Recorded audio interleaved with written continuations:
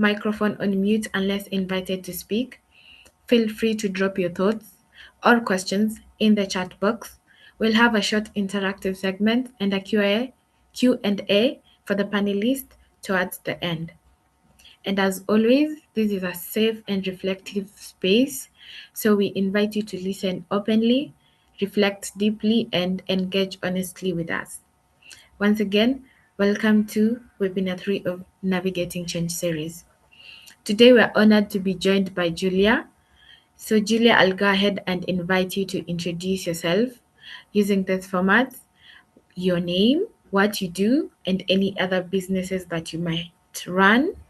One unique thing about you, a brief peek into your chapter, and what we should expect in today's session. Welcome, Julia. Thank you, Celine. Thank you very much for hosting me today. I'll just briefly introduce myself, and thank you for everyone who has joined in today. However, before I start introducing myself, I want to take you through a familiar moment that quietly captures what change feels like. We've all had that instance where we are watching milk boil, then you just step away for a second and suddenly the milk spills over.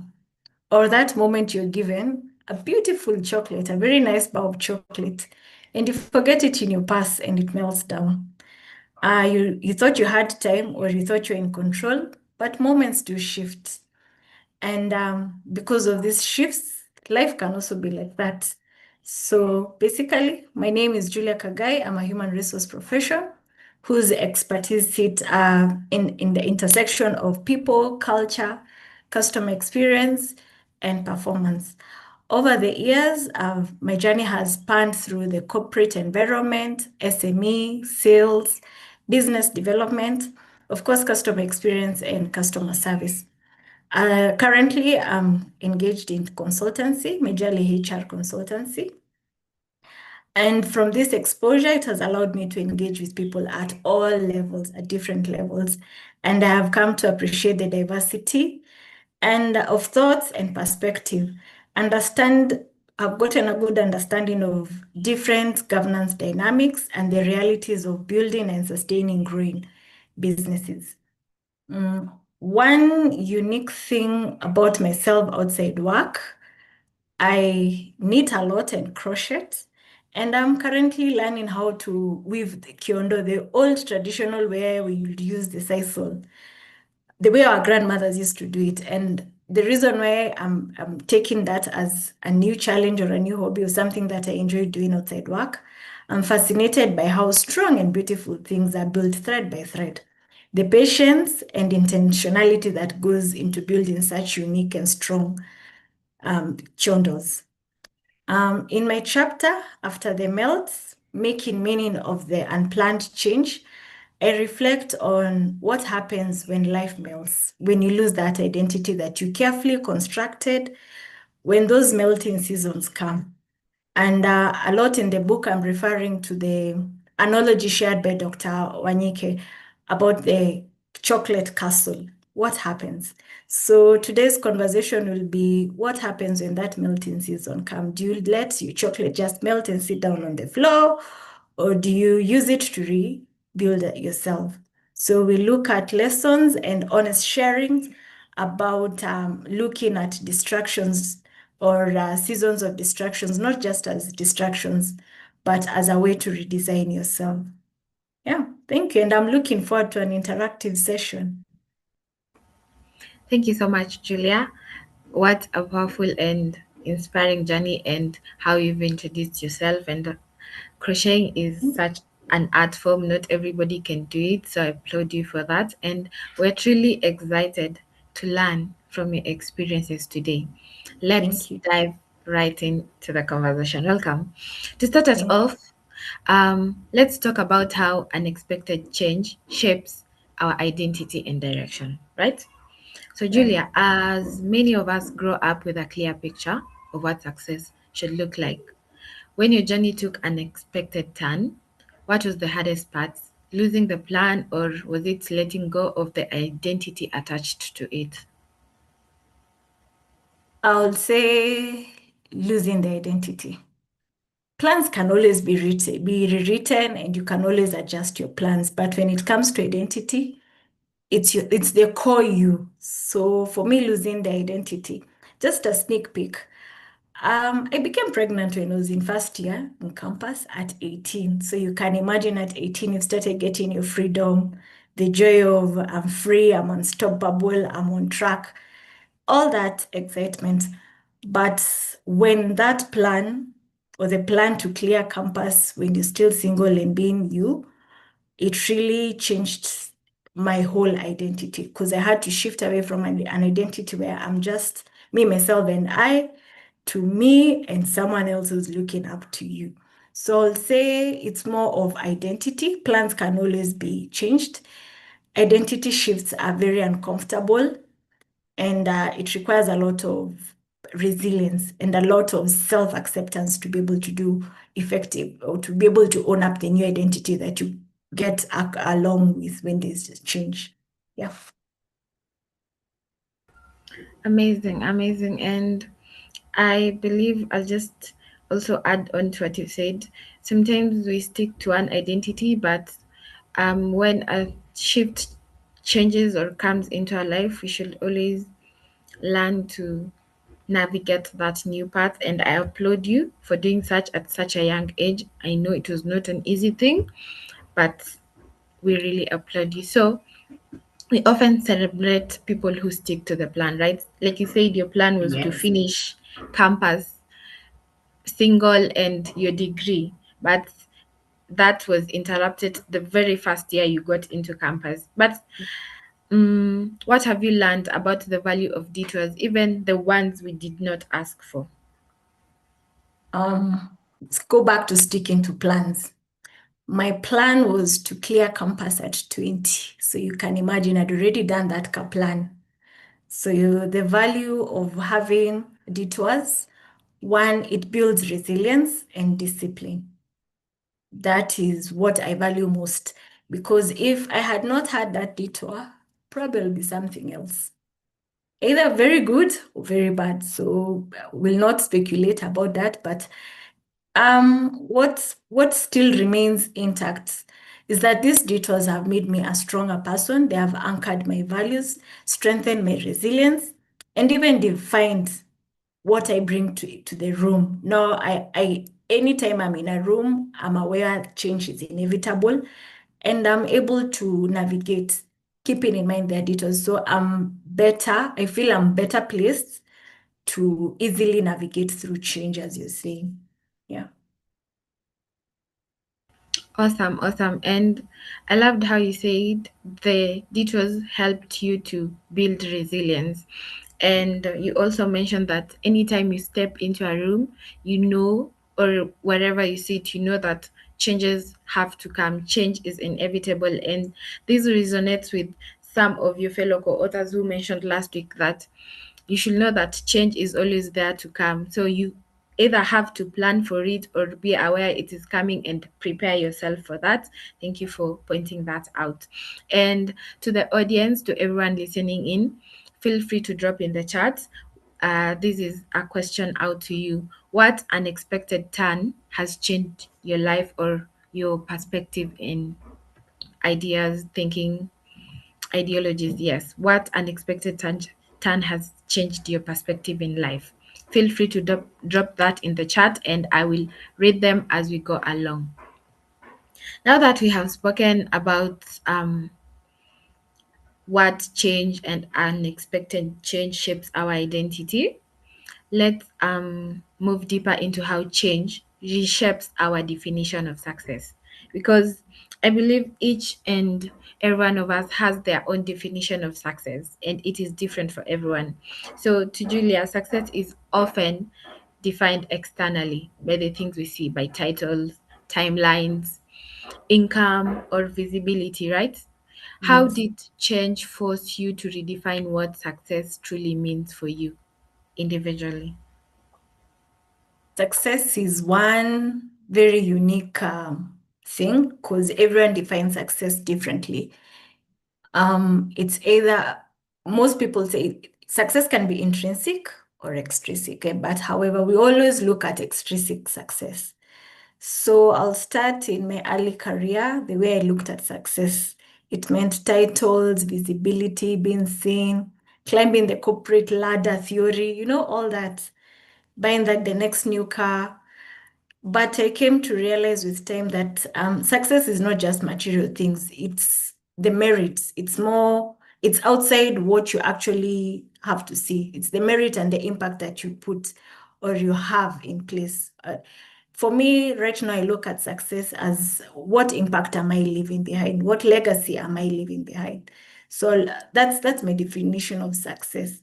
And I stopped looking for validation from others on what success is. Of course, there's that aspect you want to hear someone acknowledging that you're successful in one way or the other. But for me, success right now, I define it as more intrinsic. Am I able to leave a legacy?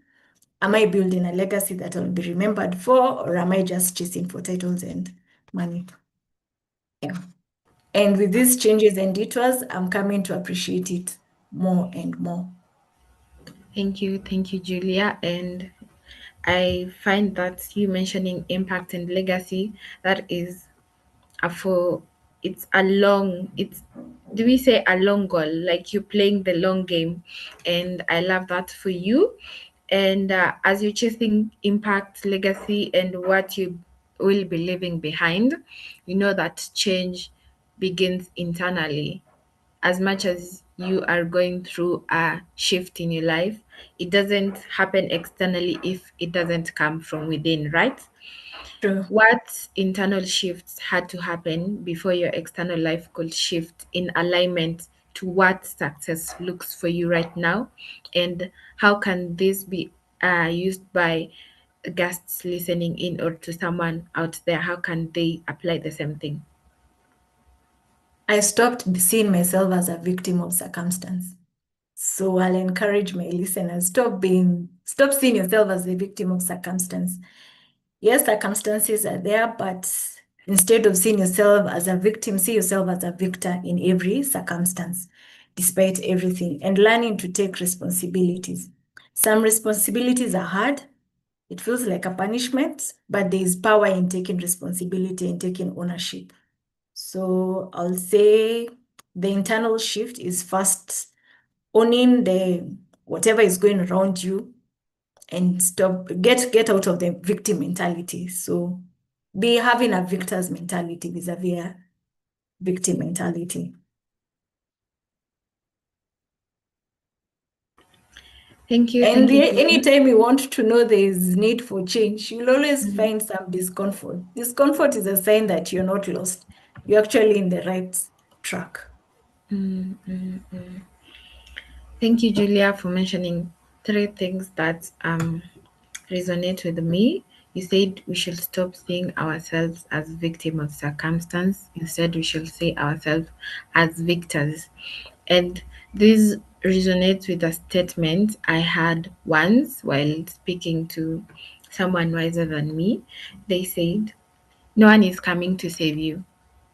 You will always have to save yourself. So don't always see yourself as the victim.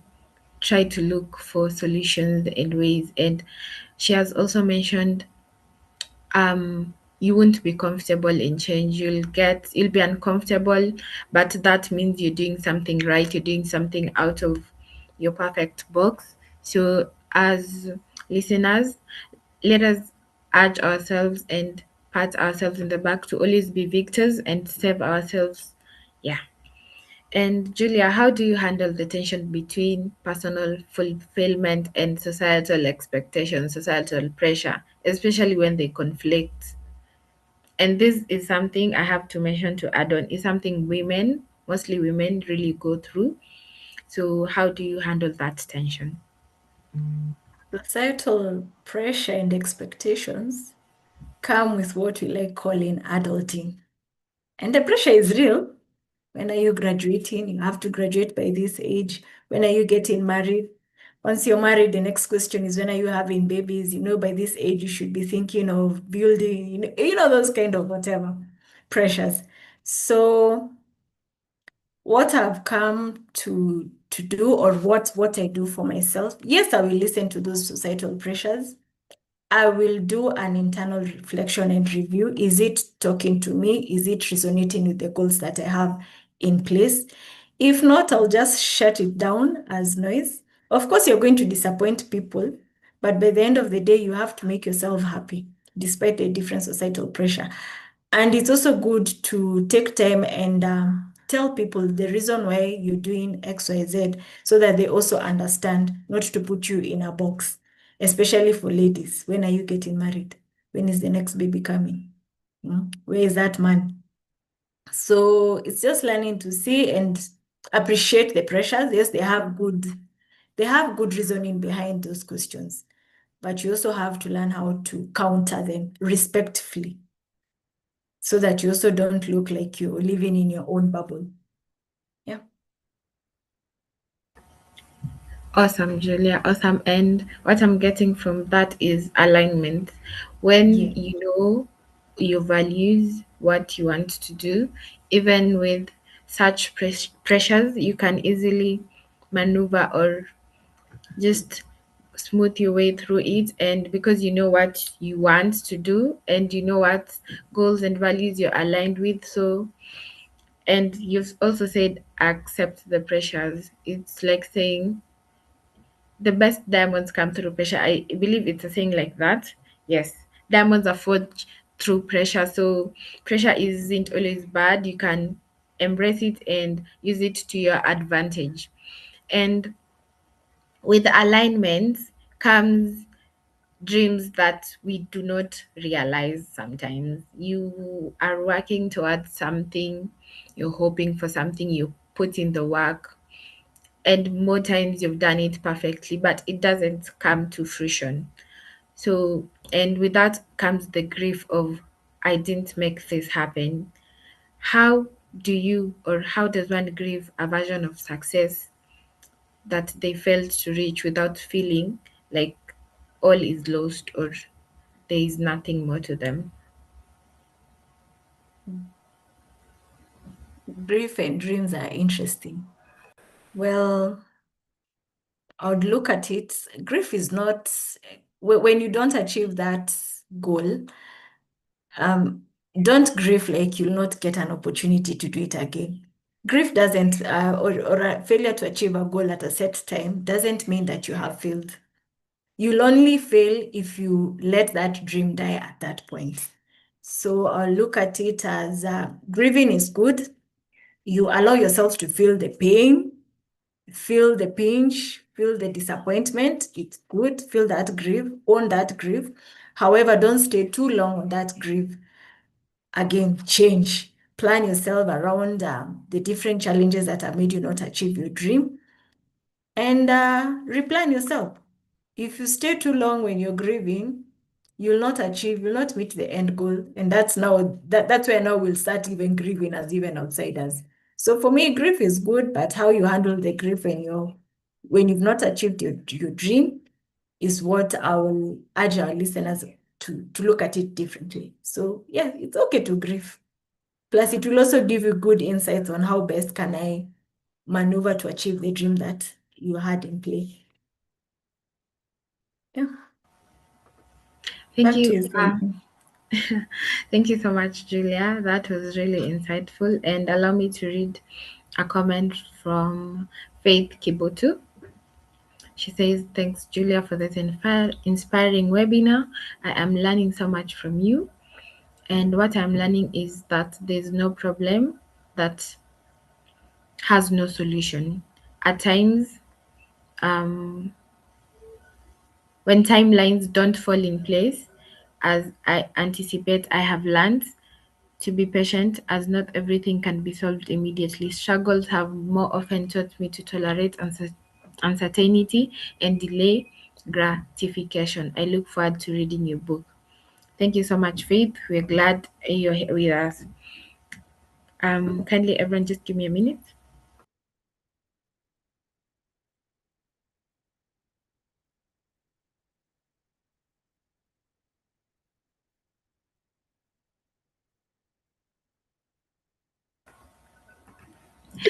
Sorry for that. I was so eager to get into this webinar that I forgot to plug in my laptops.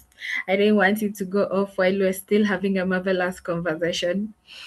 Um, so Julia, on to you. To your last response on grief, you have shared that um you should own the grief, you should feel the emotions, right? So Yes.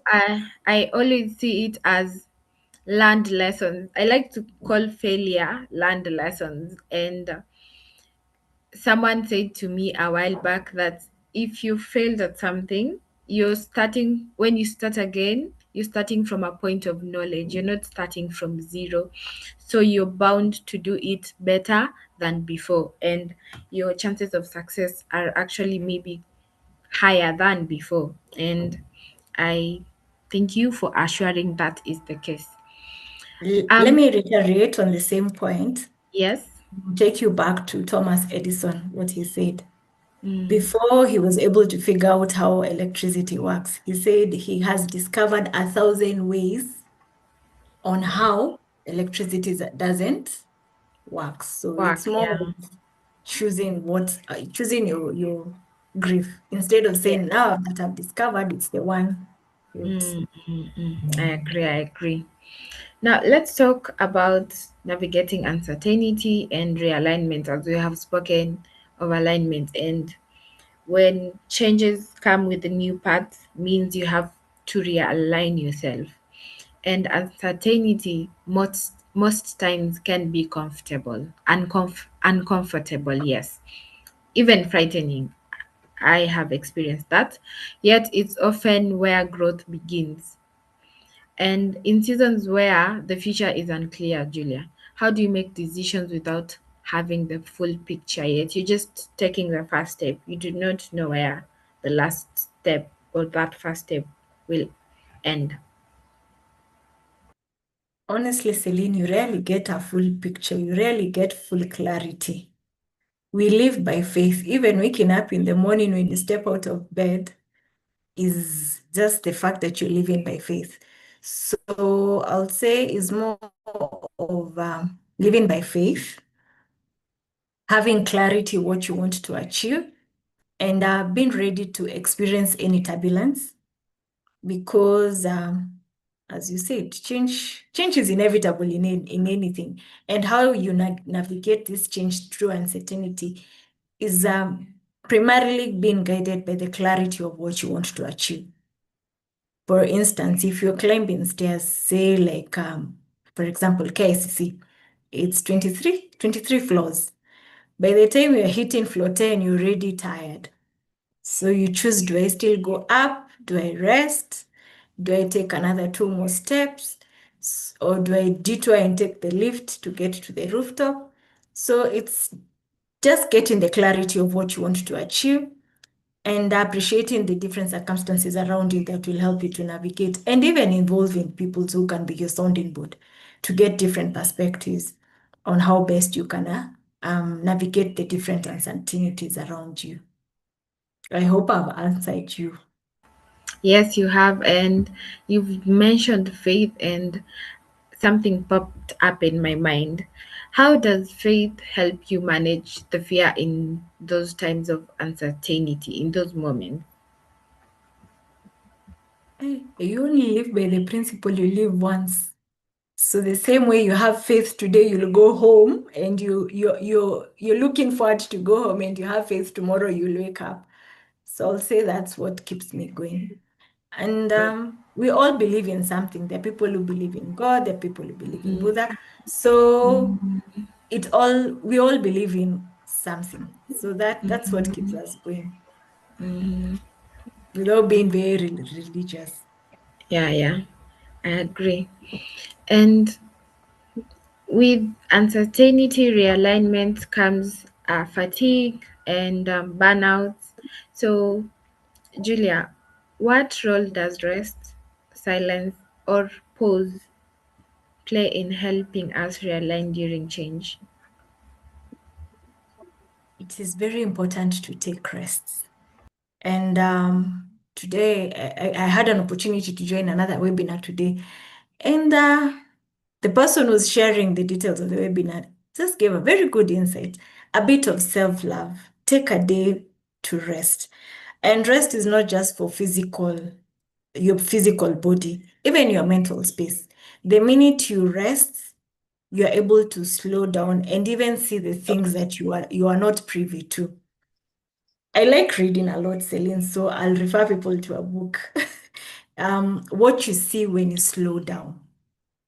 So rest is important and it will help you to give you a different perspective vis-a-vis when you're making decisions when you're in a hurry and under a lot of pressure.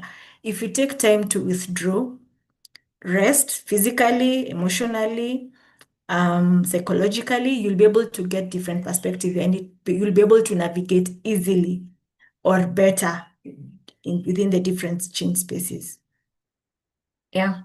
So I'll insist, have a self-day love. I mean, it's called a self-day care or a self-care day. Yeah, self-care day. Yeah. Thank you, Julia. And I just want to request you to repeat the title of the book and, if possible, the author, so that when the audience gets to search or look for it, they know what they're looking for exactly. The book is The Things You See When You Slow Down. Mm-hmm. How to Be Calm in a Busy World. Mm-hmm. The author is Hamin Soon. I'll share the same on the chat. Okay, we will appreciate. And as she has mentioned, take time to rest. And I'll once again pose a question to our guests listening in on Zoom and YouTube. For YouTube, you can just drop comments. A few minutes. Yeah, okay. On the You can just drop comments, and for Zoom, just drop it in the chat. When was the last time you truly paused and took time to listen to yourself or had a self-care day? You can just say it. Or another question is, what are the things you do for rest or for self-care? I had someone say they play golf, and someone said they like to read or just listen and walk. So what are the varieties of things you do during rest days and self-care days? And as we proceed, um, and think beyond change to the individual, this is in context of organizations. Julia, how can organizations and communities more so create space for people navigating unplanned change without labeling it as instability? Got disconnected.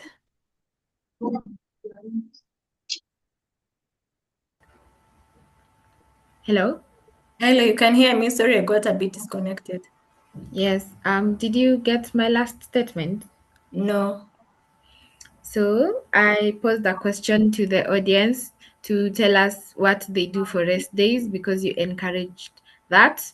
And when was the last time they did that? And we are now in the broader context of change affecting communities and organizations. And I asked, how can organizations or communities create space for people navigating unplanned change without labeling it as instability? First I'll say, let's create the space, the actual space, because and allow people to experience change. Because the minute we start criticizing change, we also criticize, we will not have room for change. So one, create safe spaces to allow people to experience the different changes that they're experiencing and give them room and support. Because yes, we might create a good space, but we are not there to support them. So space and support.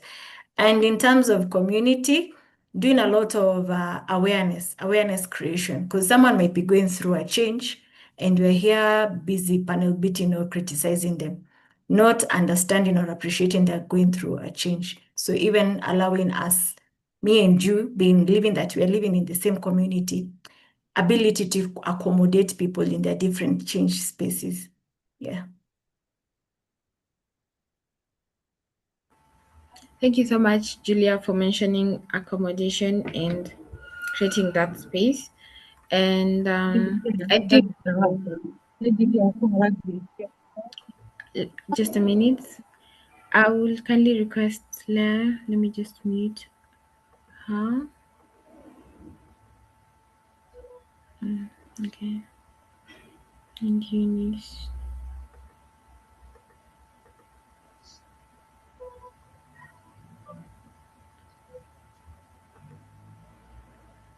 Okay.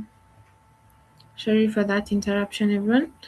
Um, Creating spaces that accommodate a lot or all of us and will help a lot of people and organizations battle change. And I believe COVID period led to most organizations thinking on how change can just pop up and most were not planned for. And now a lot of organizations have teams and people working to always prepare for hard changes, small changes where there be, and that is what we love to see.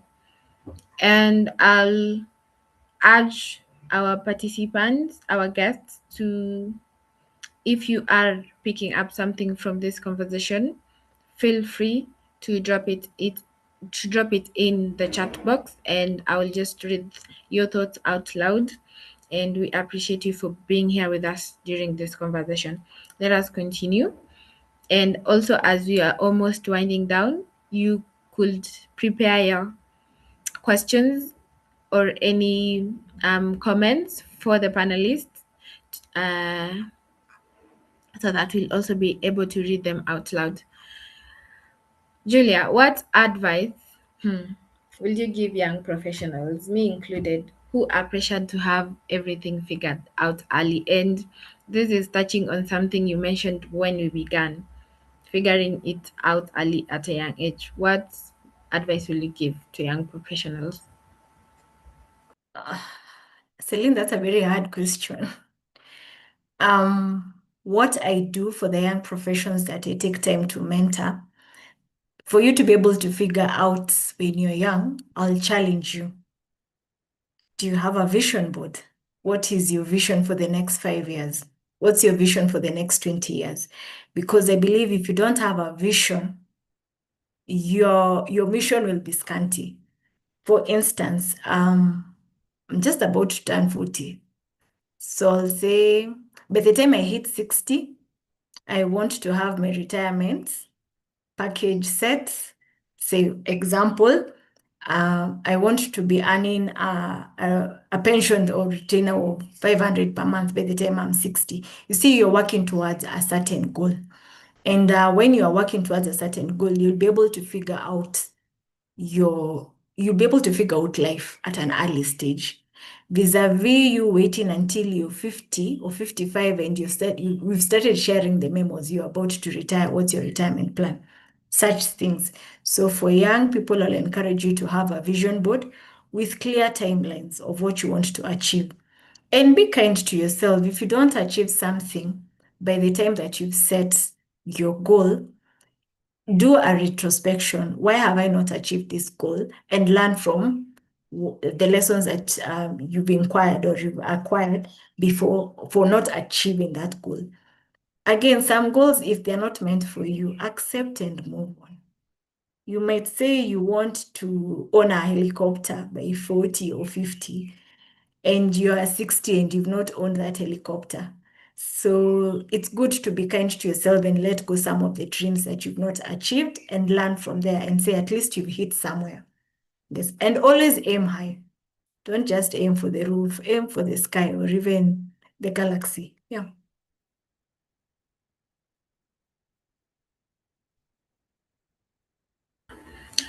Marvelous, Julia, and I believe that is sound advice or nuggets to young professionals. Vision with clear timelines, be kind to yourself, retrospect, and that is very important. Know your capabilities, but still aim for the sky. We usually say the sky is the limit. Yes. And And also have a sounding board and accountability partners. yeah, accountability partners. And I believe you have mentioned mentoring and accountability partners almost go hand in hand. This is also just a pop-up question. So as young professionals, I know there is alignment, but how do you figure out who to mentor, and how do you go about who to be mentored by, actually, who to be mentored by, and how do you go about approaching them, and also how do you go about getting accountability partners? Because I believe accountability partners are people who do not sugarcoat. If I say so, do not sugarcoat, and they will tell you. It's like gentle parenting. They'll correct you and give you sound advice. So, how, as young professionals starting in the field right now, how do they go about choosing mentors and accountability partners? Choosing mentors is hard. Sometimes you don't choose mentors. Mentors come along your way, and before you know it, you find that they're mentoring you. And I'm happy to say I can say one of my mentors is on call. So I have to really applaud him. So thank you. So when you're choosing a mentor, one, you have to be very clear. What do I want to achieve as Celine? What do I want to achieve as Julia? Then you look for someone who aligns with your goals and values, or someone who speaks slightly to your goals and values, and someone who's actually honest with you. You'll not want to have a mentor who's sugarcoating, as you're saying. You want someone who will tell you as blank as it is. And sometimes, with the experience I've had with mentors, they can be rough.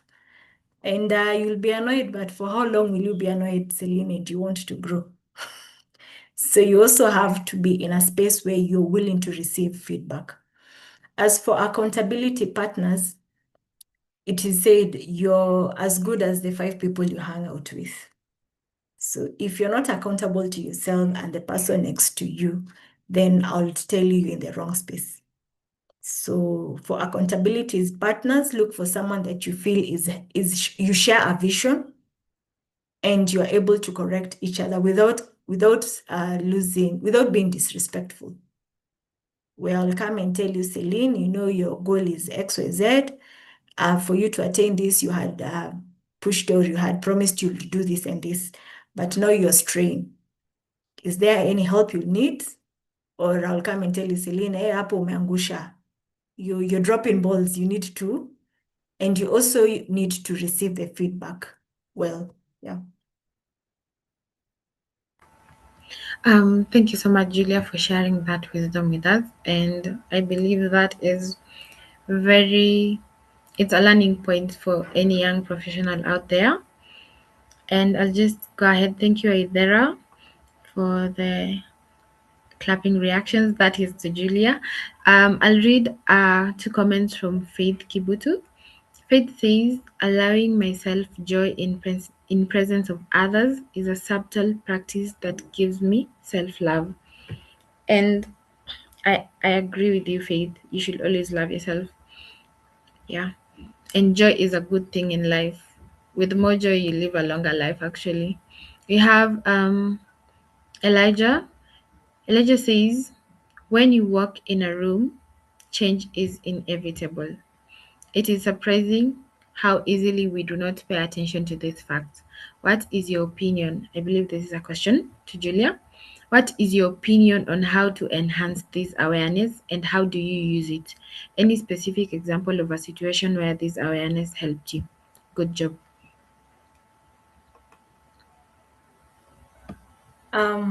Go back to Elijah's question. When you walk in a room, change is inevitable. I'll give a very practical example. Anytime you go for a meeting, a conference, or anything, there are those of us who tend to sit behind and you're asked to move in front. That's already change. When you're looking where to sit, it's an option where it's an aspect of you're gauging. If I sit here, I'll be asked to move here. If I sit here, I'll not be able to do this. So again, reading the room, reading the people who are around you, for you to be able to enjoy, or when you walk in a room and change is not it's not inevitable. You have to learn how to read the room, the temperatures around you. You pay attention to who is sitting next to you, what they're saying. So I'll say that's how you'll pick, and how to pick some of those attentions around you to be able to gauge it, have a good understanding of change. Yeah. Beautifully said, Julia. I can't agree more on what you have said. So I just now ask you to just have a closing statement with us and go on ahead and invite us to the launch of the book, and as we wrap up, and leave everyone with two final reflections on how to navigate change and unplanned routes. Thank you, Celine. Tomorrow is Valentine's Day, right? So my reflections will go with the chocolate castle. We all build chocolate castles, and chocolate castles will thrive in rooms that are cold. But what happens when heat comes in? The chocolate starts melting. So for us, tomorrow we'll be gifted with chocolates.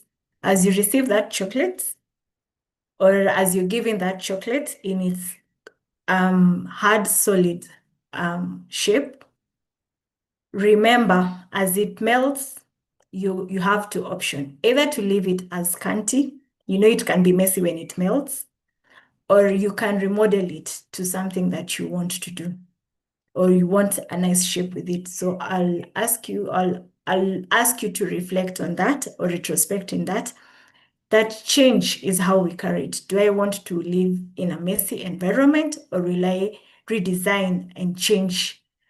I'm trying to avoid to use the word change, but and figure out how best I can remodel myself.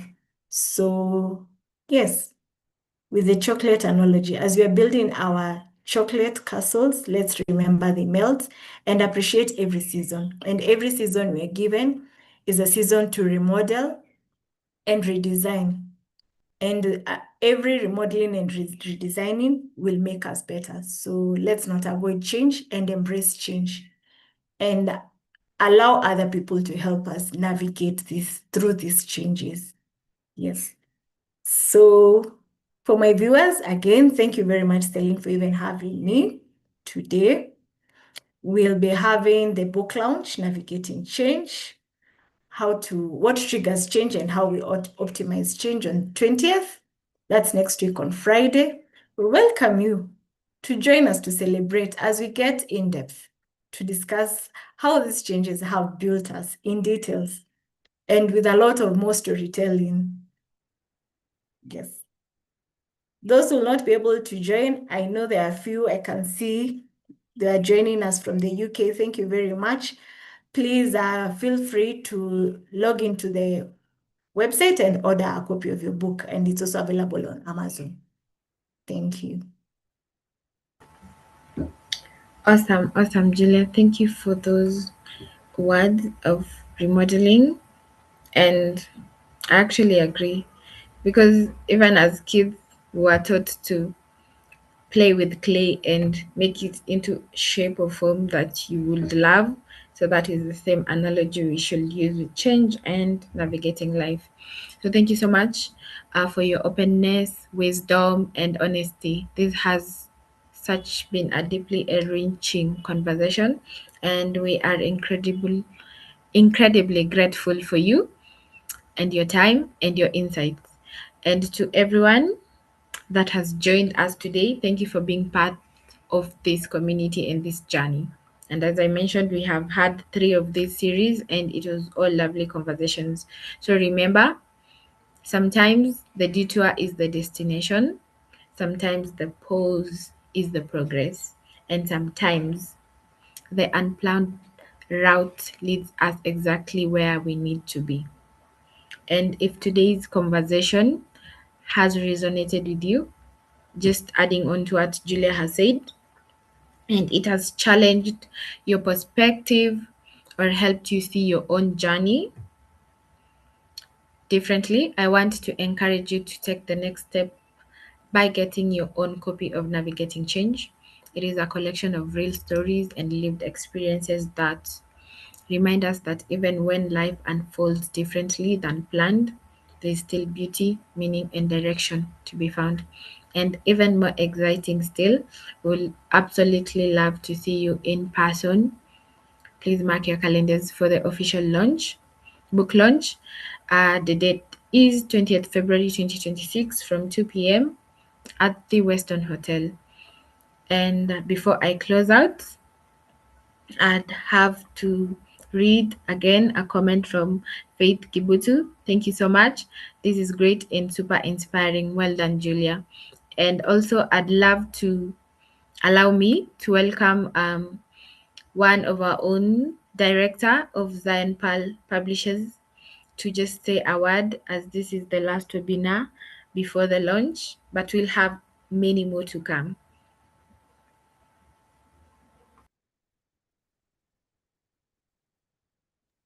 Thank you so much, Celine. It's been quite exciting to listen to this conversation. Please allow me not to be on video because my camera has refused to turn on. But my name is Doso Radito, as has been said, Director at Zion Pal Publishers. I have been taking a lot of notes behind here as I listen to the insights that have been shared quite ably by Julia. And I want to commend her for being quite a resource, speaking to us about navigating change. Now change is like air. We live with it every single day, and we have gotten to a place where the speed of change has exponentially increased because of what technology has done. Now, when the computers came, the speed of things increased. When the internet came, the speed of things increased even more.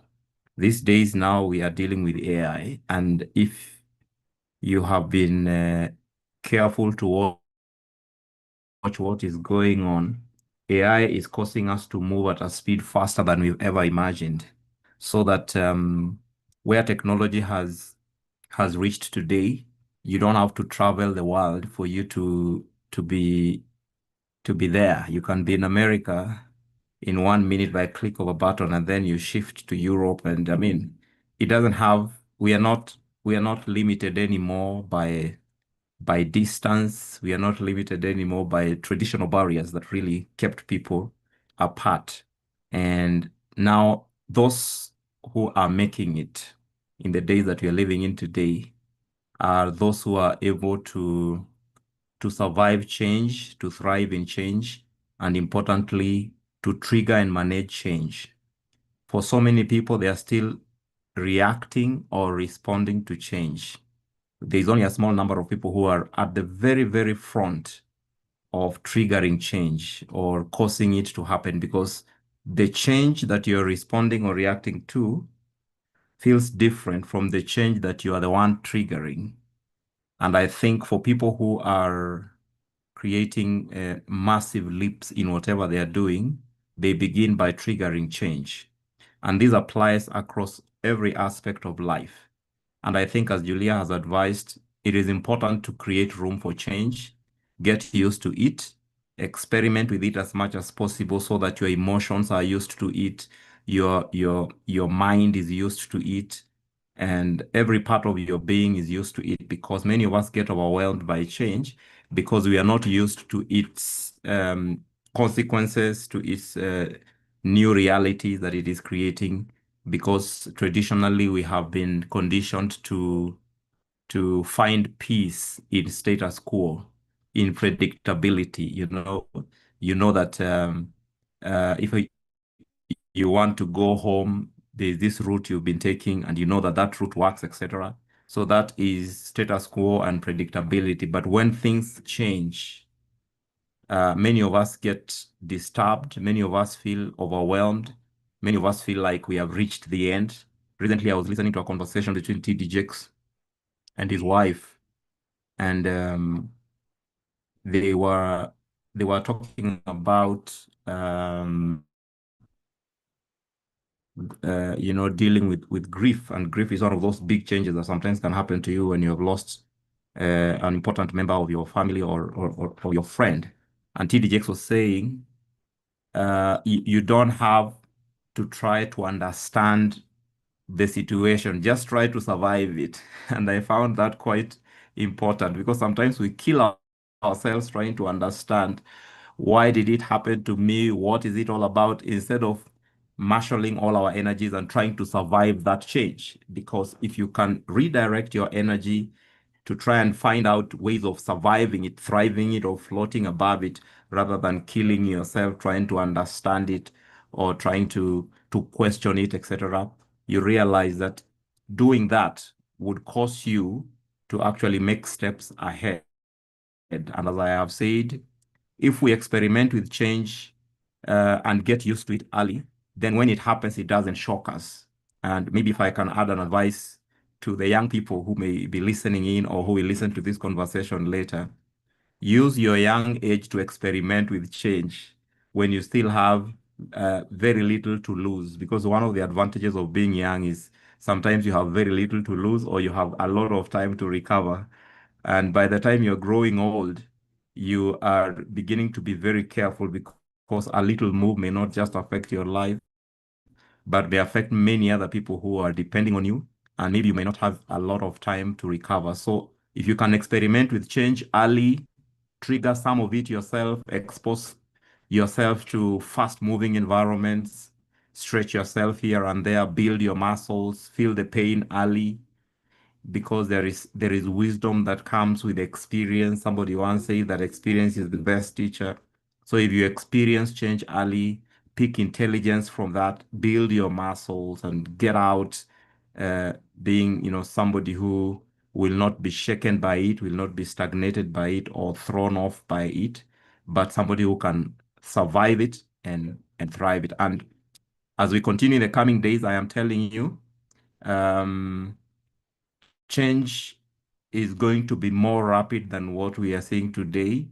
And we are coming to a time where there is going to be absolutely no single person who has not been affected by change or is not being affected by change. And from what I know, we have gotten to a place where there is no time to settle. Before you settle in your new norm, somebody has disrupted that. Technology has shifted it. Did you see what Trump did the other day? He just made an announcement, just ended careers, stopped salaries, ended organizations, and triggered a massive, shift in the professional space, in the marketplace, and everything. I mean, a little something. One day, somebody just makes an announcement somewhere, not even a Kenyan, somebody from a very far country, but they are saying something that will shift your life in a big way, so that um, preparedness for change, readiness for it, or just having the skill, the ability to shift or to float above it is going to be one of those important um, life skills. Like we build life's communication as a life skill, good eating habits as a life skill. Surviving change is going to be an important life skill, so that those who are able to do that are going to be the ones that are fit to progress, because survival for the fittest still remains true up to today. If you can't survive change, you're not fit for the future.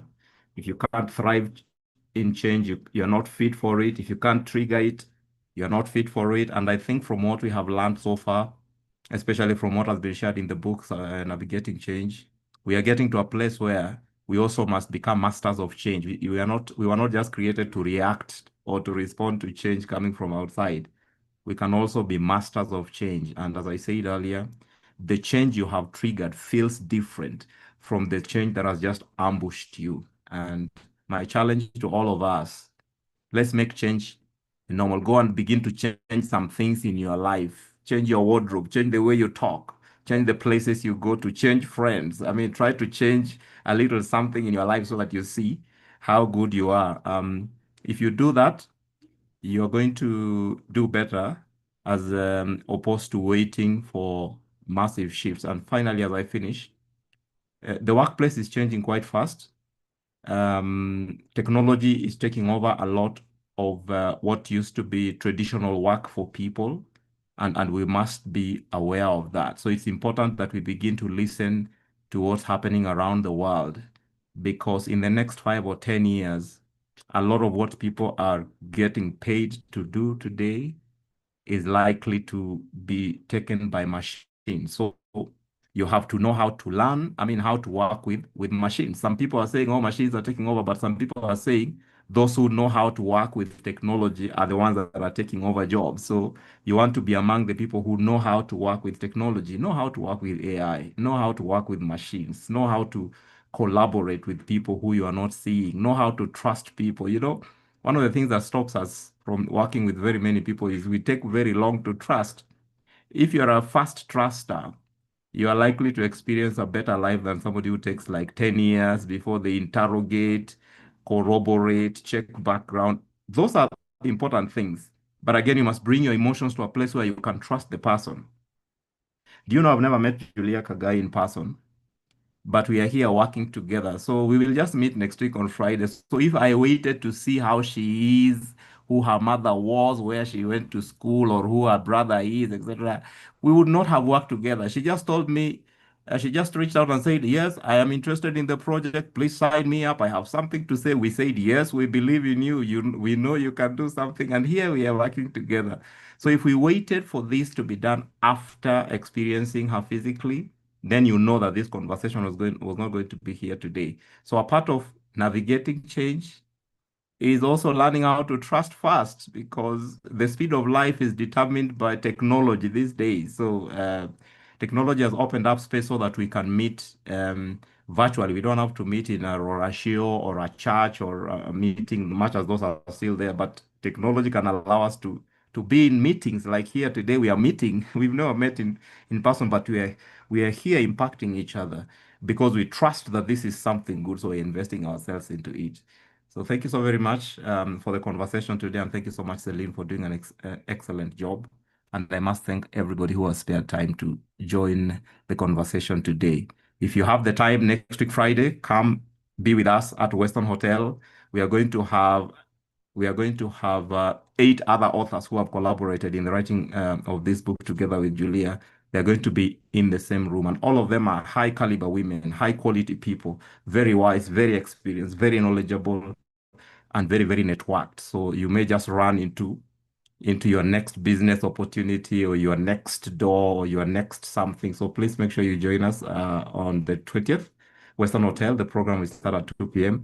and I can't wait to see you there. God bless you so much, and have yourself a good evening and enjoy your Valentine's. Bye.